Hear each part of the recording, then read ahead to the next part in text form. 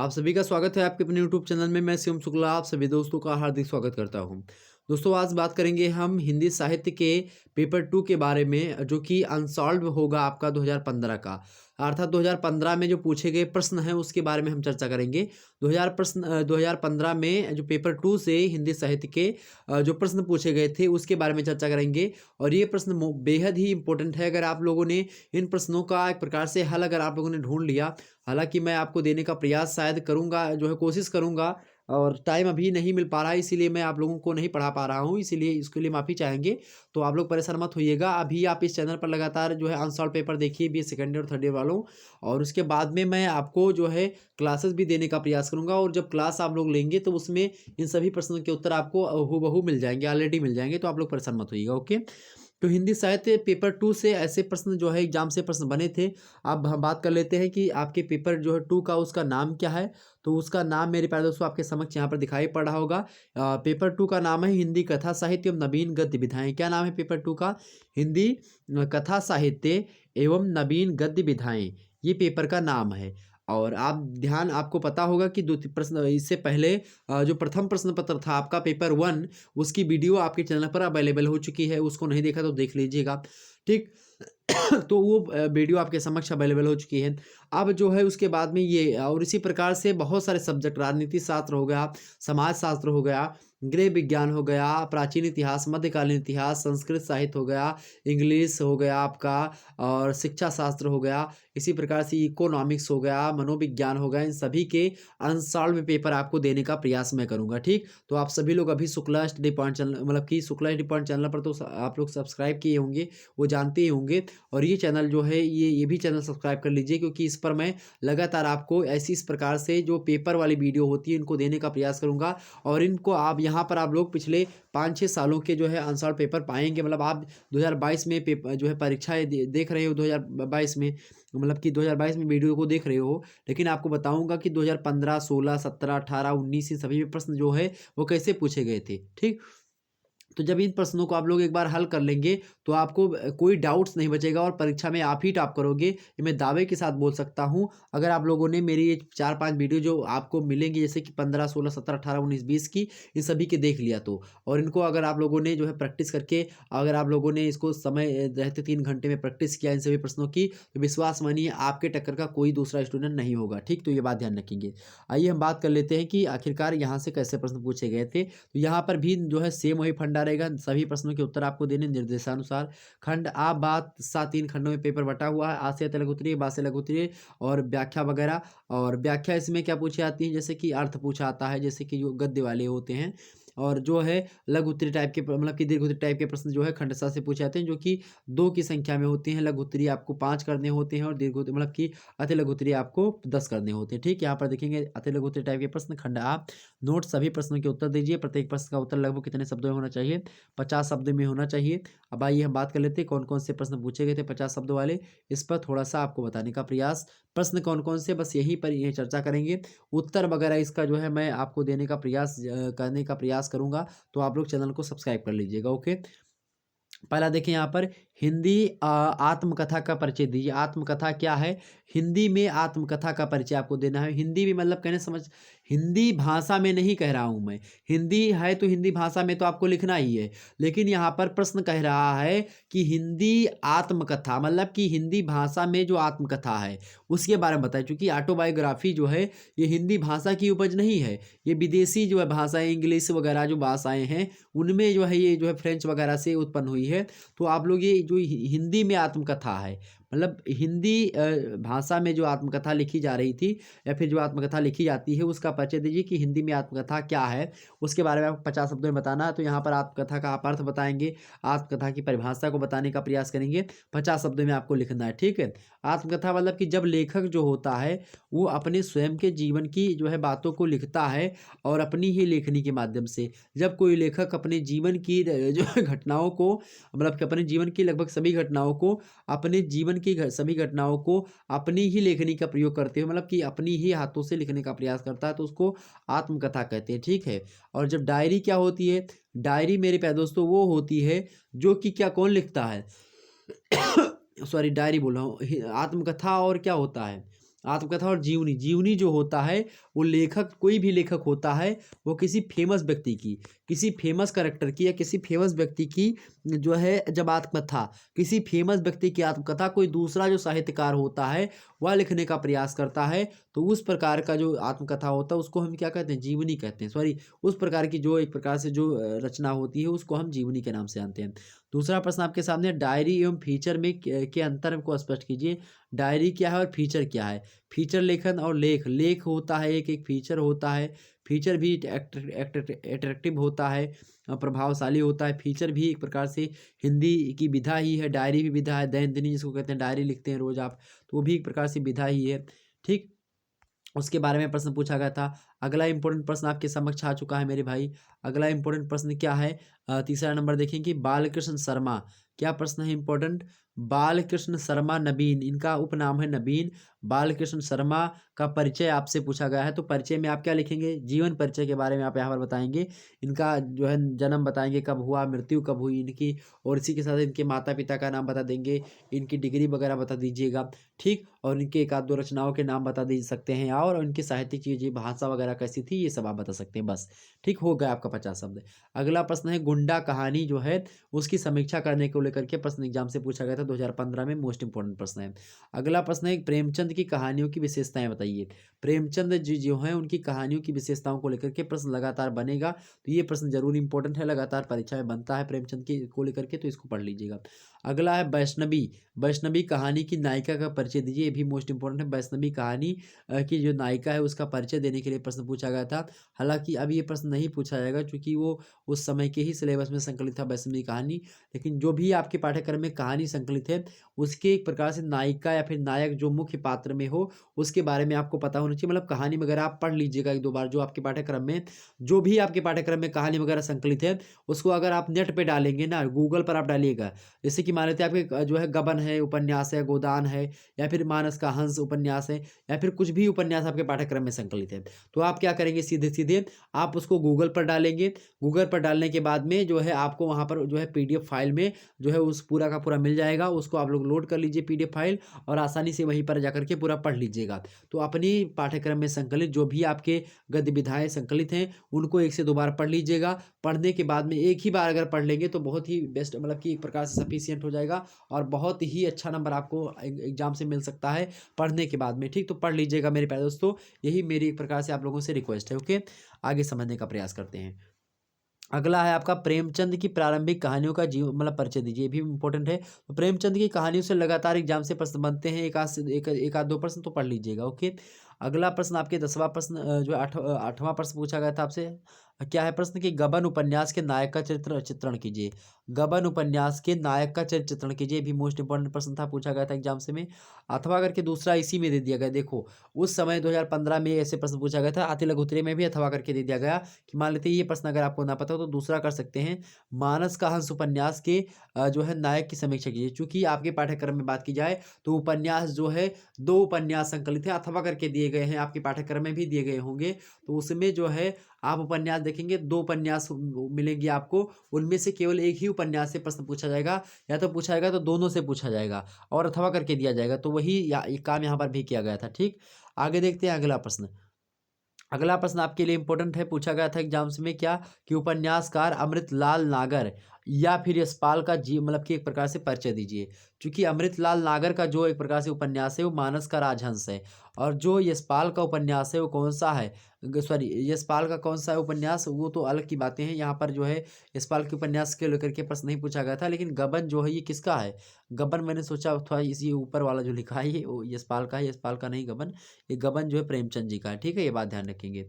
तो यहाँ पर जो है उपन्यासकार अमृतलाल नागर, और चाहे जो है अमृतलाल नागर का आपको लिखना है, और चाहे यशपाल का परिचय, यशपाल का परिचय चाहे आप दें चाहे अमृतलाल नागर का दें, मेरे हिसाब से अमृतलाल नागर बेस्ट होंगे आपके लिए, क्योंकि आपके पाठ्यक्रम में भी संकलित थे उस समय। अब आपके पाठ्यक्रम में जो भी संकलित हो उनके बारे में आप पढ़ लीजिएगा। ठीक है, तो आप लोग अपना पाठ्यक्रम कैसे पता करें तो इसको बता दूं, तो आप अपनी ऑफिशियल वेबसाइट पर जाइएगा, भाई पुराना पाठ्यक्रम ही चल रहा है आपका, तो अभी नई शिक्षा नीति जो लागू हुई है वो आप लोगों पर लागू नहीं हुई है सेकंड ईयर वालों, तो आप परेशान मत होइएगा, ठीक है। तो आप लोग देख लीजिएगा उसमें जो पुराना सिलेबस पड़ा हुआ है या फिर जो आपके जो है इस यूनिवर्सिटी से संबंधित जो सीरीज वगैरह आती है उसमें देखेंगे तो मिल जाएगा।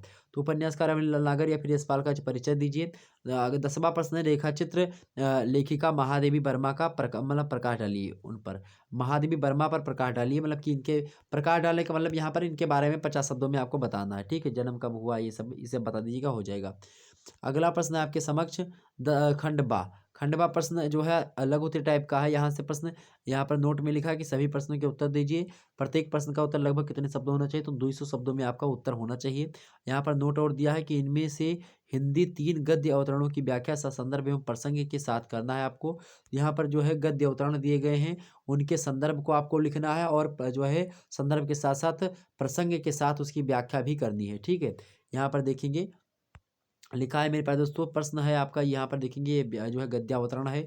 लिखा है कि अगर इस समय किसी को संसार में सबसे दुखी, जीवन में निराशा, चिताग्नि में जलते हुए प्राणी की मूर्ति देखनी हो तो उसे युवक को देखे, मतलब तो उस युवक को देखे जो साइकिल पर बैठा हुआ अल्फ्रेड पार्क के सामने चला आ रहा है। इस वक्त अगर कोई काला सांप नजर आए तो वह दोनों हाथ फैला करके उसका स्वागत करेगा और उसके विष को सुधा की तरह पिएगा। सुधा माने अमृत होता है। मौत ही अब उसकी चिंताओं का अंत कर सकती है, लेकिन क्या मौत उसे बदनामी से बचा सकती है? ये गद्यावतरण है। किसी पाठ से आपके पाठ्यक्रम में जो है, जो पाठ्यक्रम में आपके पाठ संकलित है, जो गद्य है, मतलब कि जैसे कि कहानी हो गई, जो विधाएं हैं आपके पाठ्यक्रम में, चाहे डायरी हो गई, रेखा चित्र हो गई, दय और जो है कुछ भी हो गया, आत्मकथा वगैरह ये सब हो गई, जीवनी हो गई, उपन्यास हो गए या कहानी हो गई, तो ये सब जो संकलित है आपके पाठ्यक्रम में, जो ऐसे पाठ्यक्रम में जो आपके दिए गए हैं कि हाँ ये पाठ्यक्रम में आपके संकलित हैं, तो उनको उनसे जो है कुछ जो है वहीं से काट करके थोड़ा सा दिया जाता है, तो वो चीज़ें ये होती हैं, ठीक। अथवा अथवा करके आपको दूसरा दिया है, क्या दिया है भाई, कि स्त्री और पुरुष में यही अंतर होता है कि नारी भले ही कामवश माता क्यों ना बन जाए, किंतु माता बनकर वह एक जगह निष्काम हो जाती है, और पुरुष पिता बन करके भी दायित्वबोध भली प्रकार से अनुभव नहीं करता है। सच पूछो तो, क्या भाई, सच पूछो तो वह किसी के प्रति अपना दायित्व अनुभव नहीं करता। वह निरे जो है चाम का लोभी है, जीवन में रमे राम का नहीं। ये जो है बातें हैं। अगला है आपका प्रश्न, अगला प्रश्न क्या है मेरे प्यारे दोस्तों, अगला प्रश्न ये है, तीसरा नंबर यह देखेंगे, इसकी भी संदर्भ प्रसंग सहित आपको व्याख्या करनी है। ये क्या है भाई, लखनऊ विलासिता के रंग में डूबा हुआ था। छोटे बड़े गरीब अमीर सभी विलासिता में डूबे हुए थे। कोई नृत्य और गान की जो है मजलिस सजाता था, तो कोई अफीम की पिनाक, क्या, कोई अफीम की पीनक में ही मजे ले रहा था।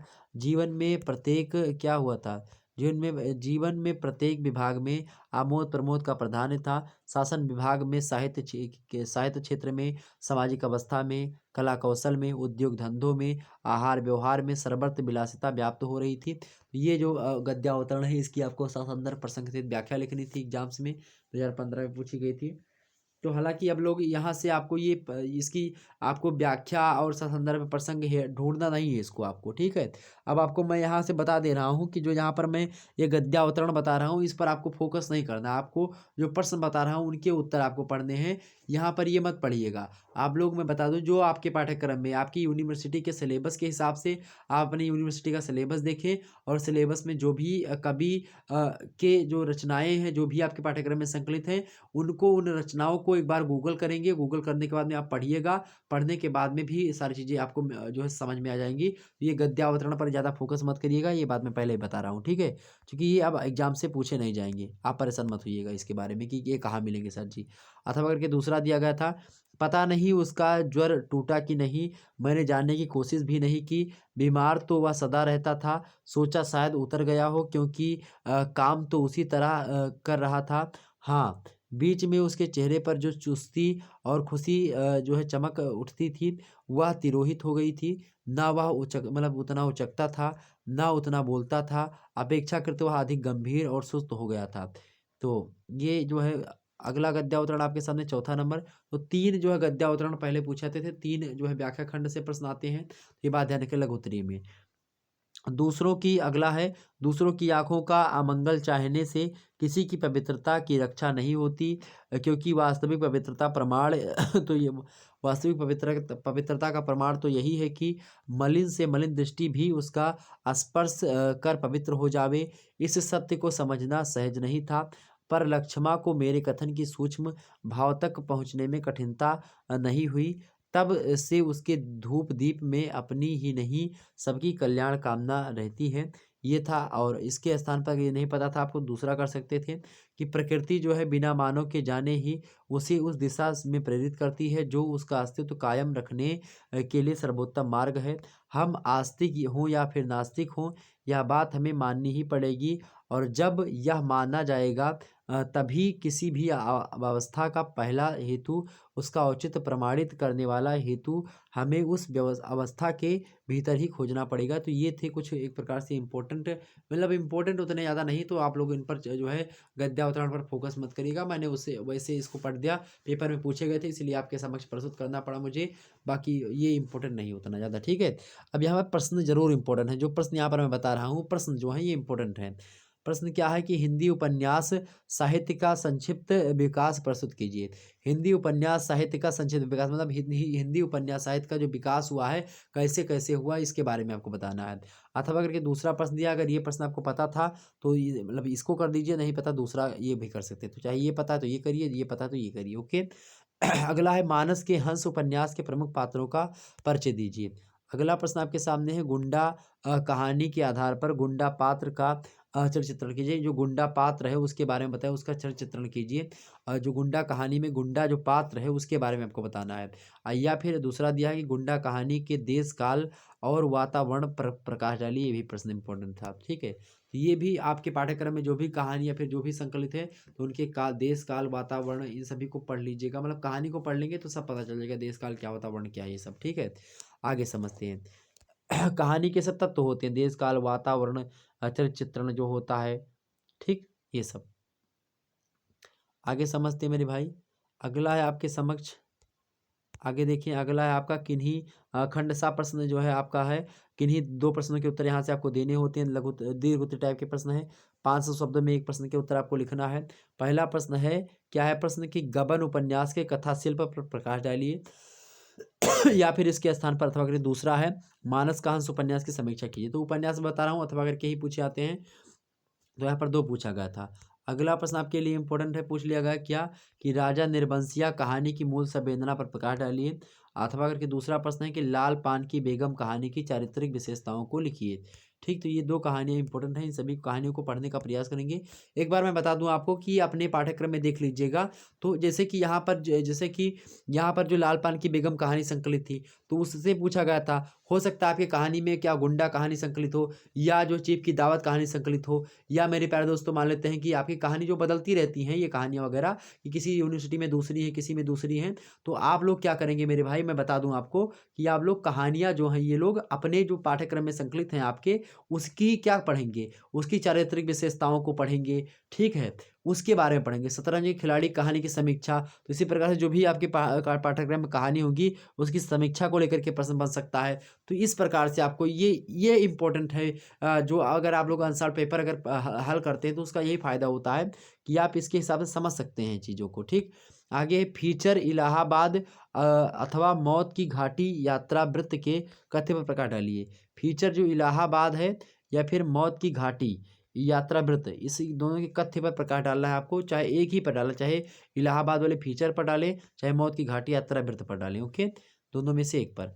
अगला प्रश्न आपके समक्ष है मेरे प्यारे दोस्तों कि हिंदी गद्य की नवीन विधाओं पर एक सारगर्भित निबंध लिखिए। हिंदी गद्य की नवीन विधाओं पर, तो ये मोस्ट इंपॉर्टेंट प्रश्न है, ये तो लगातार एग्जाम से बनते ही हैं, तो ये प्रश्न इंपॉर्टेंट है, बन सकता है एग्जाम से में। तो ये इतने प्रश्न इंपॉर्टेंट है जो कि हमने आपको बता दिए, जो कि 2015 में पूछे गए थे, ठीक। ये अनसॉल्व पेपर है, 2015 में पूछे गए प्रश्न है, प्रीवियस क्वेश्चन पेपर आपको देने का प्रयास किया जा रहा है, ठीक है। तो हिंदी साहित्य का पेपर 1 अगर आप लोगों ने नहीं देखा तो ये भी अवेलेबल हो चुका है, तो उसको देख लीजिएगा। फिर मिलते हैं इसी प्रकार से किसी अन्य सब्जेक्ट के अनसॉल्व पेपर के साथ। और बता दूं कि ये 2015 का है, 16 का, 17 का, 18 का, 19 का, 20 का, 21 का, सभी का आपके सामने प्रस्तुत करूँगा, ठीक है?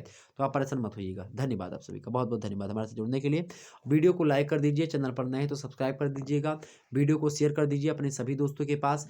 ये बात बता दूँ कि ये वीडियो जो है मोस्ट इम्पोर्टेंट है, इसमें बताए गए जो प्रश्न हैं, उसको आप लोग कैसे समझ सकते हैं और कैसे अपनी तैयारी हिंदी की कर सकते हैं, इसको लेकर के हमने वीडियो में बहुत सारी बातें आपको बता दी है। तो मुझे नहीं लगता कि अब जो है आपको कोई डाउट्स बचा होगा। हालाँकि मैं 16 का, 17 का, 18 का जब सभी का करवा दूँगा, तो आपके कोई डाउट्स बचेंगे नहीं और आपका प्रतिभा जो होगा बहुत निखर जाएगा। आगे चल कर के आप हिंदी के क्षेत्र में बहुत आगे जा सकते हैं, अगर आप लोगों ने अभी इसी तरीके से तैयारी करना प्रारंभ कर दी तो, ठीक है? बिल्कुल ढिलवाही मत खींचो मेरे प्यारे दोस्तों, मेहनत कर लो और मेहनत का फल मीठा होता है, ये आप लोगों को भी पता है, ओके? धन्यवाद आप सभी का।